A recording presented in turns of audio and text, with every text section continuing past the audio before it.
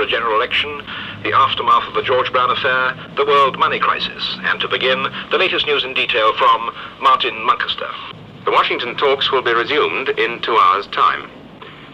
Our correspondent in Washington says the message reaching there from half the capitals of Europe is the same, that the central bankers can only buy time, and that if the United States is to win the gold and dollar battle, she must cut government spending on Vietnam.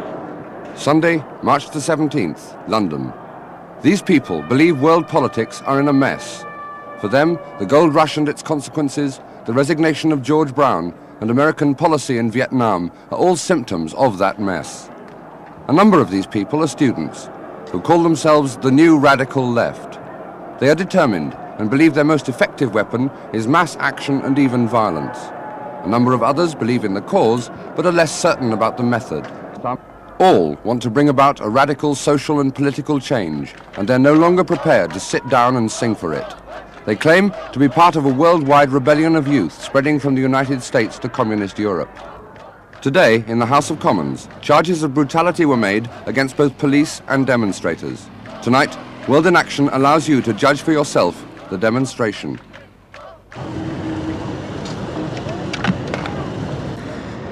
Now, to get your bearings, stand with your back to the wall. This area, laid out by 1843, was named Trafalgar Square in honor of Admiral Lord Nelson. Dominating the square is Nelson's Cop. It is 170 feet 2 inches high. The lions were designed by Sir Edwin Landseer. Trafalgar Square is a traditional home of free speech. 11 o'clock Sunday morning, the motorway from the north to London. 150 Manchester students in 4 buses are on their way to take advantage of the Trafalgar Square tradition. These are some of the things we ought to remember. The demonstration has got to be kept together all the time. The police are going to try and split it up, we're going to try and break it up, we're going to try and provoke us.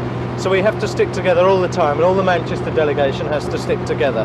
We have to have someone who's responsible for anyone who gets arrested. We have to have someone to look after the girls. So what we have to do is keep everyone together and follow the stewards and not allow ourselves to be broken up. If they start using the horses, if they start trying to break up the demonstration by charging into us, just link arms with the person next to you. It doesn't matter who it is, whether you know them or not. Just grab his arms and link arms together and form a solid bunch. If you are not critical of the society, and if you don't play some sort of role in trying to change that society, then you've probably foregone some of your rights as a member of that society. I think everybody, it's the duty of all of us at the moment to try and avoid the sort of situation that came about in the 1930s. And I think that we're going through recurring crises in the world at the moment, whether it's on the gold standard or whether it's in Vietnam. It's the duty for those of us who feel strongly about it to get out and try and change it. Well, Martin Luther King has said that a riot is the voice of the unheard. I don't think this is entirely true, but to some extent it is.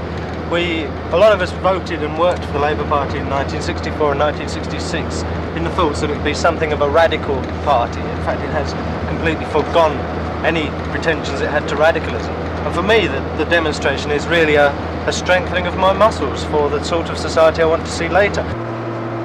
For too long, too many of us have been contented to sit back and let the government do it for us and then be upset when they don't, and when they change their policies completely. So I think that the time has come for all of us, or at least for many of us who feel like me, to in fact unite and to try and bring about a radical social change. And if violence is a part of this, then violence is a part of it. I shan't be at all surprised if there's violence today. And I shan't be, how shall I put this? I shan't be condemnatory of it. I think that the state generally is allowed to push anybody and everybody about as much as it wants to, and that people are starting to fight back, and this is a good sign.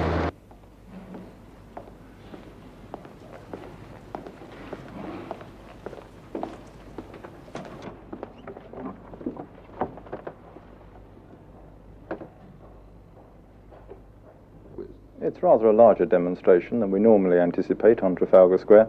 It's a little complicated by the fact that the marchers want to march to Speaker's Corner, and in doing so go past the American Embassy in Grosvenor Square. This causes us some difficulty, some problems which we have to overcome.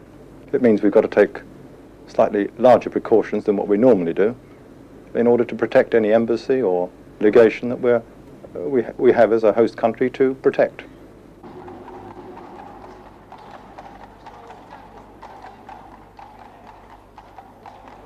A 1,000 London policemen will be on crowd control duty. Some will be on horseback. Some will get hurt and hit back. Some will only lose their helmets.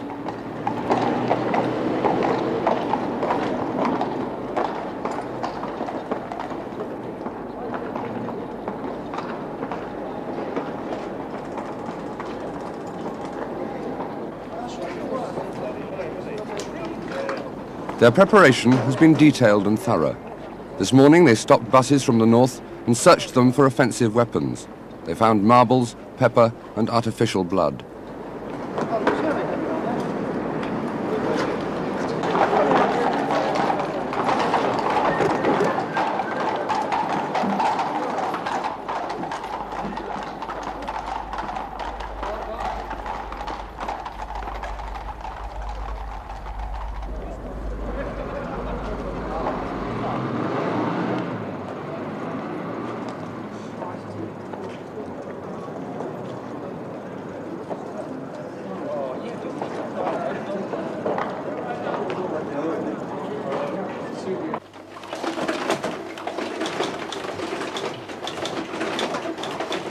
"11:15 Sunday morning.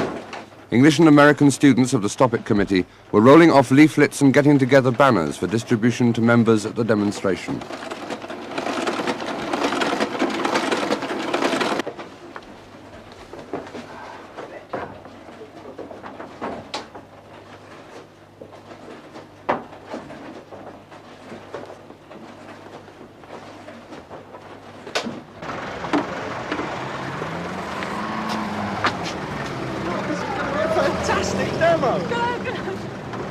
So very well, a mass of the intellectuals will take a sort of a woolly position of, yes, it would be nice if the Americans would get out of Vietnam. Yes, it would be very nice if this country were an equitable society, but they don't take the political implications of these decisions that they've made.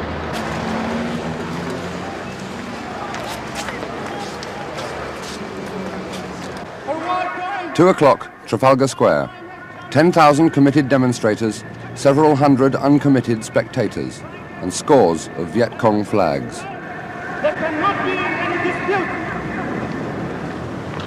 Americans are using the sacrifice of their own and the justice of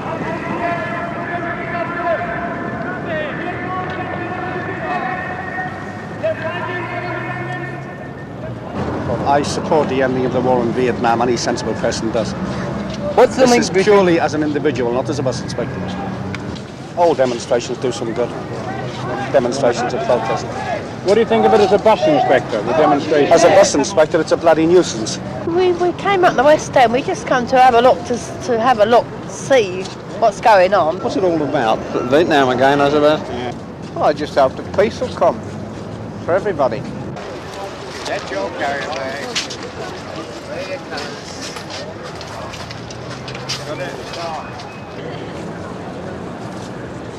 Just hold it, straight away. And dozens of people from the world's press and newsreels, among them American radio commentator Jerry Landy. Apparently weary of non-violence and love power and the potency of flower power too, thousands of young Britons found a new outlet for their frustrations today: direct action. Pardon me, I'm Jerry Landay of the Westinghouse Broadcasting Company in the United States, and I wondered if I could ask you, why do you think the Vietnam issue is important? Because the Vietnamese people are fighting for freedom and liberty, have been fighting for nearly 30 years, and they fought against the Japanese and against the French, and now they're fighting against the Americans for this one great principle. As Ho Chi Minh put it, nothing is greater than independence and freedom. By the thousands, they flocked to Trafalgar Square looking for something to hate.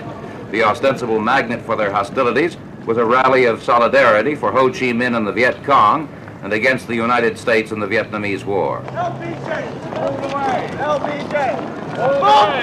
Viet Cong. Grosvenor Square, the American Embassy, scene of a counter-demonstration. While Trafalgar Square speakers warmed up the marchers for their assault on the embassy, a rival pro-American faction, the Monday Club, took up defensive positions outside it. So do I, thank you. showing the flag will be showing that these are a few people who've cared to come here on a Sunday afternoon at some inconvenience to themselves, just to show that unlike this highly organized radical demonstration that's being brought along, we can behave in a civilized way. Clearly we're not going in for any sort of violence. We don't know what these other people are going to do. We're just going to show that there are a few of us making a token gesture. That's all we're trying to do. We are here to express our solidarity with the guerrillas of the National Liberation Front. Violence in the streets of London, no. Law and order must be maintained. I think everyone in the Monday Club would certainly agree with that, and I'm sure that most British people would. In taking part in this demonstration of solidarity with the Vietnamese people, North, South, partisans, soldiers, villagers and townspeople who are fighting to liberate their country, I know that I am both supporting their struggle and supporting what is best in America. I mean, they had their student pranks, they put chamber pots on tops of towers and that sort of thing. It was all good fun. But all this has changed. This demonstration is an expression that there is a British point of view which believes it's worthwhile fighting for freedom. That point of view is expressed by the Monday Club and by the Conservative Party.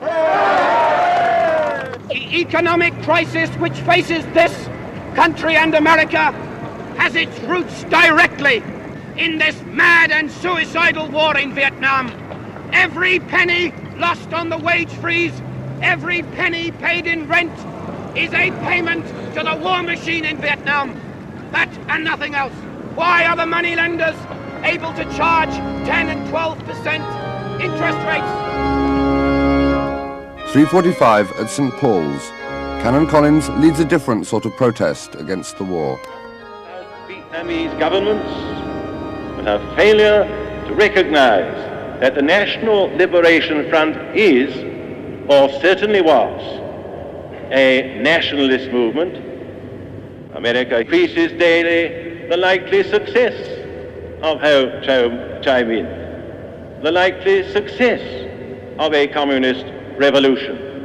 Socialist students from West Berlin came to London today because they feel that there's an urgent need for international cooperation in the fight against imperialism in Asia, Africa, Latin America, and in Europe at home. Get out of Vietnam!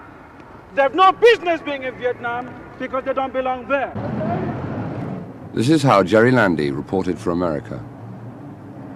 They railed against the Wilson government, against devaluation, against higher prices, against unemployment, against the wage freeze, in short, against the whole sea of British troubles.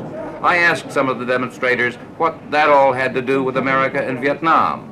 What do you mean? One shouted hoarsely, it's America's done everything. That was the best answer I could get. Long live Ho Chi Minh! Long live Ho Chi Minh! Long live Ho Chi Minh! Long live Ho Chi Minh! Long live Ho Chi Minh! Long live Ho Chi Minh!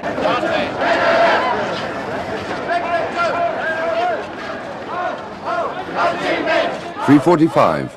15,000 people begin their march on the American embassy. Their intention is to demonstrate and hand in an official note of protest about the war. They are determined the police will not stop them.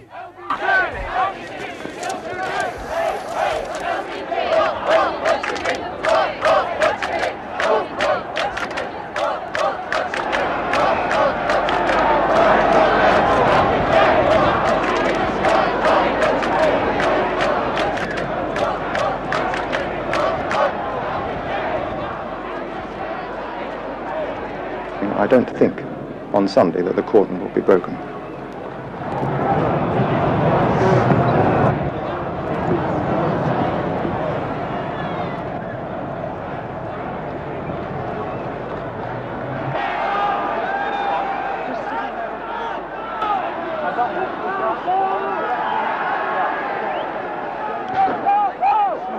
.520 Grosvenor Square. The riot you will see is the most violent London can remember.